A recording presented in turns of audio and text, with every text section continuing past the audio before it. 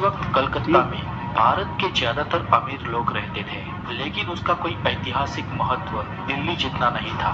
जबकि दिल्ली का दबदबा उस समय कलकत्ता जितना नहीं था। Hello friends, welcome back to my another reaction video.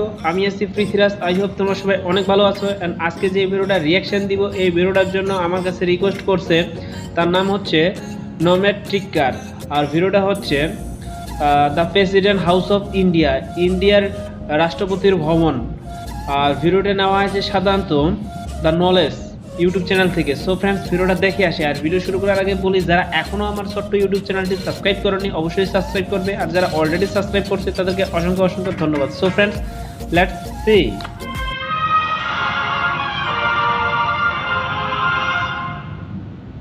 अगर आप नए हैं तो हेल्दी नॉलेज के लिए जरूर सब्सक्राइब करें द नॉलेज को, और अगर आप द नॉलेज के सदस्य हैं तो हमारे आने वाले हर वीडियोस की जानकारी पाने के लिए इस बेल आइकन को जरूर बजाएं। अगर आप गूगल से ये सवाल पूछोगे कि दुनिया का सबसे महंगा घर कौन सा है, तो गूगल एक सेकंड से भी कम समय में भारत के मुंबई में बसे एंटिलिया का नाम प्रस्तुत करेगा। दरअसल गूगल ने दिया ये जवाब पूर्ण रूप से सही नहीं है, क्योंकि गूगल ने दिया ये जवाब किसी एक इंसान के निवास स्थान को दर्शाता है। लेकिन अगर निवास स्थान की बात हो तो भले ही पर्टिकुलर एक व्यक्ति का नहीं, पर रेसिडेंसी के तौर पर भारत में दिल्ली में बसा प्रेसिडेंट हाउस दुनिया का सबसे महंगा निवास स्थान है। आज के समय में मुकेश अंबानी के एंटिलिया के बिल्डिंग की कीमत 6000 करोड़ रुपए है, जबकि उस निवास स्थान की इंटीरियर की सारी चीजें मिलाएं तो उसकी कुल कीमत 13000 करोड़ रुपए है। लेकिन दिल्ली में 330 एकड़ में बसे भारत के राष्ट्रपति भवन के निवास स्थान की जमीनी कीमत 26,000 करोड़ रुपए है, और उस जमीन पर बसे आलीशान भवन की कीमत तो अलग। अभी तो उसके इंटीरियर को और सारी चीजों को मिला दे तो उसकी कीमत का आप अंदाजा भी नहीं लगा सकते। भारत के राष्ट्रपति भवन की कीमत अमेरिका के राष्ट्रपति के आधिकारिक निवास स्थान व्हाइट हाउस से भी 14 गुना ज्यादा आंकी गई है।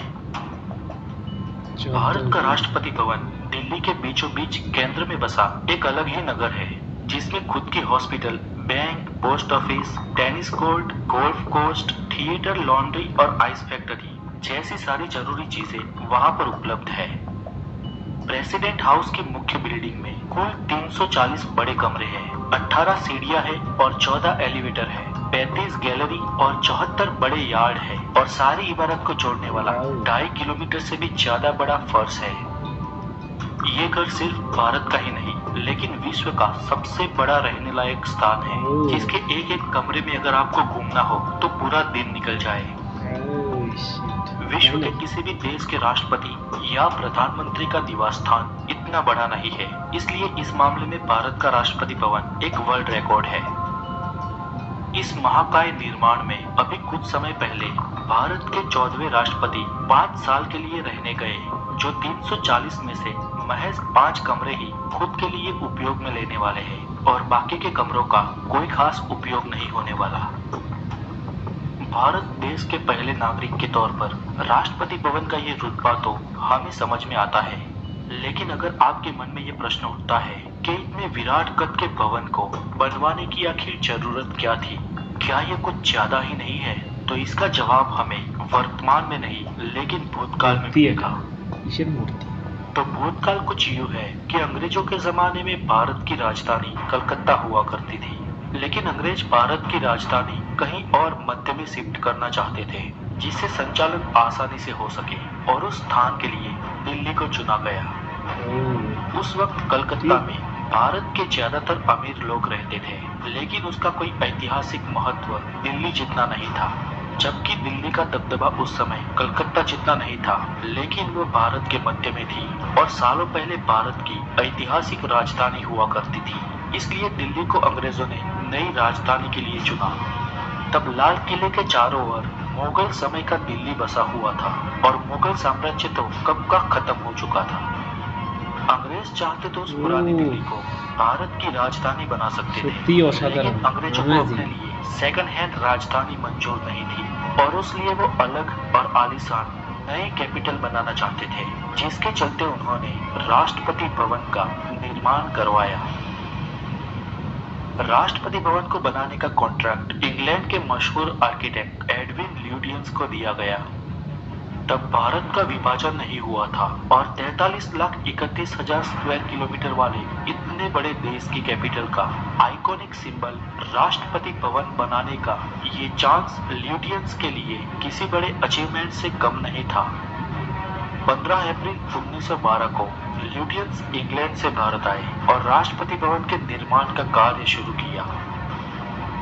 ब्रिटेन के चक्रवर्ती साम्राज्य का सबसे बड़ा क्षेत्र भी उस समय भारत था, इसलिए भारत की इस कैपिटल के राष्ट्रपति भवन का निर्माण देखने वाले को जीवन भर याद रहे उस तरीके से बनाना था, जिसके लिए ल्यूटियंस ने बहुत मेहनत की। वो भारत में अलग अलग जगह पर घूमा, कई तरह के पत्थरों का निरीक्षण किया। उसने गर्मी में, ठंडी में और मौसम के हर उस बदलाव को देखकर उस चुनिंदा पत्थरों को राष्ट्रपति भवन के लिए नियुक्त किया। 5,000 से भी ज्यादा लोग इस काम में जुड़ गए, जिनमें से 3,000 तो पत्थर को काटने वाले थे। राष्ट्रपति भवन के निर्माण कार्य के शुरू होने के कुछ 1.5 साल बाद ही 1914 में पहला विश्व युद्ध शुरू हो गया, जो 1918 तक चला और उस वक्त के दरमियान भवन के निर्माण कार्य को रोकना पड़ा। लेकिन पहला विश्व युद्ध पूरा होने के बाद फिर से इस कार्य को शुरू कर दिया गया। निर्माण की कार्यवाही बहुत लंबे समय तक चली। कुल मिला के 17 साल बाद सन 1929 में राष्ट्रपति भवन बन के समाप्त हुआ। इस पूरे कार्य के लिए उस वक्त 11,53,000 पाउंड का खर्च हुआ। अगर आपके मन में ये प्रश्न है कि इस पूरे निर्माण कार्य के लिए इंग्लैंड के आर्किटेक्ट ल्यूटियंस को कितना पैसा मिला, तो यूं तो अगर उसने जो कार्य किया था उसके मुताबिक उसको इस पूरे निर्माण खर्च का 10% हिस्सा मिलना चाहिए।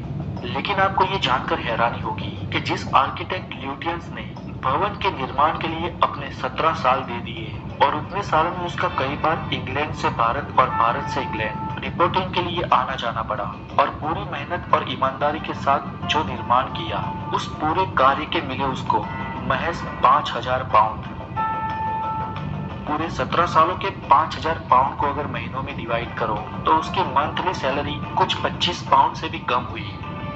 इतनी कम मजदूरी के बावजूद भी ल्यूटियंस को कोई अफसोस नहीं हुआ, क्योंकि उसको ये बात की खुशी थी कि उसने कड़ी मेहनत से भारत के बेनमून और आलीशान राष्ट्रपति भवन का निर्माण किया है। आखिर 23 जनवरी 1931 को राष्ट्रपति भवन का ओपनिंग डे रखा गया, जहां पर बड़े भव्य उत्सव का आयोजन किया गया। देश विदेश से कई बड़े मेहमानों को बुलाया गया। वाइसरॉय लॉर्ड इरविन ने ये महफिल सजाई थी। इरविन के साथ कई सारे अंग्रेज अफसर भी मौजूद थे। इन सब में आर्किटेक्ट ल्यूटियंस भी था, लेकिन वो अकेला था। इरविन अपने अफसरों के साथ बातचीत में व्यस्त थे, तभी ल्यूटियंस भवन के बाहर निकल गया और गुलाबी पत्थरों को बड़ी नजाकत से चूमकर वहां से अलविदा हो गया। और वाइसरॉय इरविन को मिले बिना ही ल्यूटियंस हमेशा के लिए अपने देश इंग्लैंड चला गया। उसके बाद इरविन भले ही राष्ट्रपति भवन के रहने के लिए अभिमान करता रहा हो, लेकिन 16 साल बाद इस इमारत को स्वतंत्र भारत को हमेशा के लिए हैंडओवर करने का दिन आया, जो था 15 अगस्त 1947। आजादी से पहले भवन का नाम वाइसरॉय हाउस था और आजादी के बाद उसका नाम गवर्नमेंट हाउस कर दिया गया। आजादी के बाद भवन में वाइसरॉय के बदले गवर्नर जनरल रहा करते थे। सबसे पहले लॉर्ड माउंटबेटन और उसके बाद राजगोपालाचारी वहां पर रहे, लेकिन आजादी के लगभग 3 साल बाद भवन का नाम फिर से बदल के हमेशा के लिए राष्ट्रपति भवन रख दिया गया, जिसमें भारत के सबसे पहले राष्ट्रपति डॉक्टर राजेंद्र प्रसाद 26 जनवरी 1950 के दिन रहने के लिए गए। और इतने बड़े भवन के ठाठ को देखकर उस सीधे साधे राष्ट्रपति को आश्चर्य हुआ। आज उस आश्चर्य के साथ महासुख की अनुभूति विदेश से हमारे देश आए कई वीवीआईपी मेहमानों को मिल रही है, जिनका स्वागत राष्ट्रपति भवन के इस आलीशान महल में किया जाता है। दुनिया की सबसे बड़ी लोकशाही के रुतबे को देखकर उसके राष्ट्रपति का निवास स्थान भी बेनमून होना चाहिए।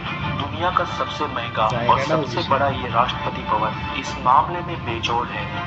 आज राष्ट्रपति भवन में 750 से भी ज्यादा लोग काम करते हैं। हमारे राष्ट्रपति भवन में आज कई उपहार संग्रहालय भी है, जिसमें बहुत सारी कीमती और एंटीक चीजों को रखा गया है। उनमें से एक 640 किलोग्राम की कुर्सी भी शामिल है जो नकद चांदी की है। वहाँ पर कई सारी दुर्लभ पुस्तकें हैं, कई भारतीय ग्रंथ और बहुत सारी प्राचीन वस्तुएं हैं जो आज भारत की धरोहर है। यहाँ पर आज हमारे राष्ट्रपति उन कमरों में नहीं रहते जहाँ पर पहले वाइसरॉय रहा करते थे, बल्कि उन कमरों में रहते हैं जो कमरे मेहमानों के लिए उपलब्ध थे। हर शनिवार के सुबह 10 बजे यहाँ चेंज ऑफ गार्ड समारोह आयोजित किया जाता है जो आम जनता के लिए खुला होता है। इस समारोह को देखने के लिए आपको सिर्फ अपना पहचान पत्र साथ में रखना होता है। आज के लिए इतना ही, और अगर आप नए हैं तो हमारे चैनल द नॉलेज को जरूर सब्सक्राइब करें, और अगर आपको हमारे प्रयत्न अच्छे लगते हो तो वीडियो को लाइक करना न भूलें। आपकी मंगल कामनाओं की दुआ के साथ टेक केयर। ভালো কিছু আসলে জানলাম দেখলাম আসলে, আর অসংখ্য অসংখ্য ধন্যবাদ যে নবেন ভাইকে যে এত একটা সুন্দর একটা ভিডিও সাজেস্ট করার জন্য আসলে। আর সাধারণত রাষ্ট্রপতি ভবন আসলে ইন্ডিয়ার আসলে বিশেষভাবে সাধারণত আমার কাছে খুবই খুবই খুবই অবাক লাগতেছে যে এটার যে বয়স, এটা যে কত পুরানা। কাজ শুরু হয় প্রথম বিশ্বযুদ্ধের আগেই কাজ শুরু হয় এই রাষ্ট্রপতি ভবনের। তো বিশ্বযুদ্ধের আগে প্রথম আগেই যখন কাজ শুরু হয়, কাজ শেষ হয়েছে 1929 সালে, মানে দীর্ঘ 17 বছর ধরে ওই ভবনটার কাজ করে, এত লং টাইম ধরে, আর এত আগের একটা মানে ভবন, যা আসলে আমার কাছে অন্যরকম লাগতেছে আসলে বিষয়টা। আর সাধারণত এটা ভবনটা তৈরি করতেও প্রায় 11 কোটি পাউন্ড না কত বললো, আসলে অনেক টাকা। তখনকার 1914 সালে 14-20 ওই দিকের সময় এতগুলা টাকা, পাউন্ডের হিসাব, তখনই এতগুলা টাকা লাগলে এখন বর্তমানে ওই টাকার হিসাব করলে বর্তমানে আসে অনেক টাকা। আসলে ভাবতেই আসলে অবাক লাগে আসলে এত মানে। আর ভবনটাও সাধারণত অনেক সৌন্দর্য এবং ডিজাইন যে করছে আসলে অনেক দেখতেও অনেক ভালো লাগলো। আর সাধারণত বাজেটও অনেক। সাধারণত ভূমির কথা বললো, মাটি, সাধারণত মাটি ওখানকার যে এরিয়ার মাটি আছে ওই মাটি বিক্রি করলেও সাধারণত হিসাব বললো যে 16,000 কোটি টাকা সাধারণত শুধু এই মাটি বিক্রি, ওখানকার জমি বিক্রি করার জন্য আসবে। আর বাদ বাকি ভবনের আরও অনেক কিছু আছে। সো আসলে অনেক একটা বাজেটের একটা বিষয়। আর রাষ্ট্রপতি ভবনটা আসলে অনেক একটা বিগ বাজেটের একটা ভবন আসলে, যা আসলে আমার কাছে মানে অভাবনীয়, অকল্পনীয় বিষয় আসলে। আর এত দীর্ঘ লং টাইম ধরে আসলে এটা স্থাপন করছে, এবং এখন পর্যন্ত বয়স তো অনেক, প্রায় কি 100 বছর আপ হয়ে গেছে এটা ভবনটা তৈরি করা 100 বছর আপ হয় নাই, বাট 29 তো 100 বছরের কাছাকাছি ধরাই যায় 100 বছরের মতো আর কি।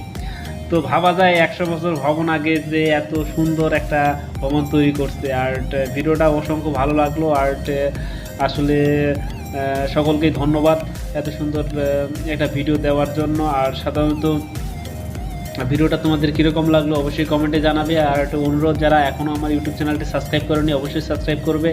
আর দেখা হবে অন্য এক ভিডিওর মধ্যে। So friends, good bye and take care.